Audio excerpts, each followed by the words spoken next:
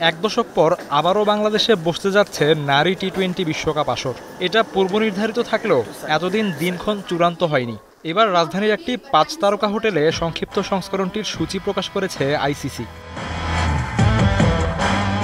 আগামী ৩রা অক্টোবর আসর শুরু হয়ে শেষ হবে ২০ অক্টোবর। এবারের বিশ্বকাপে বি গ্রুপে খেলবে বাংলাদেশ।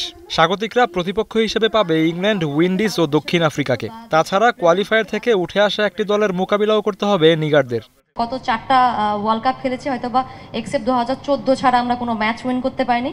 সো আমাদের ফোকাস প্রথমেই থাকবে যেন আমরা ম্যাচ উইন করতে পারি রিয়েলিস্টিকভাবে, এবং অবশ্যই সবার যদি সাপোর্ট দেওয়া এবং সবাই যদি আমাদের বেস্টটা ট্রাই করি, অবশ্যই আমাদের বিশ্বকাপ বাংলাদেশটা আমরা হয়তো বা ইনশাল্লাহ রঙিন করে রাখতে পারি। নারী টি-20 বিশ্বকাপের নবম আসরে প্রথম দিনেই ম্যাচ রয়েছে বাংলাদেশের। সেখানে প্রতিপক্ষ বাছাই পর্বের একটি দল। পরের দিন বিরতি দিয়ে 5 অক্টোবর গ্রুপ পর্বে নিজেদের দ্বিতীয় ম্যাচ খেলবে স্বাগতিকরা। সেখানে প্রতিপক্ষ ইংল্যান্ড। 9 অক্টোবর সাবেক বিশ্ব চ্যাম্পিয়ন উইন্ডিজ, আর 12 অক্টোবর গ্রুপ পর্বে নিজেদের শেষ ম্যাচ দক্ষিণ আফ্রিকার বিপক্ষে খেলবে লাল সবুজ প্রতিনিধিরা। গ্রুপ পর্বে বাংলাদেশের সব ম্যাচ হবে মিরপুরে।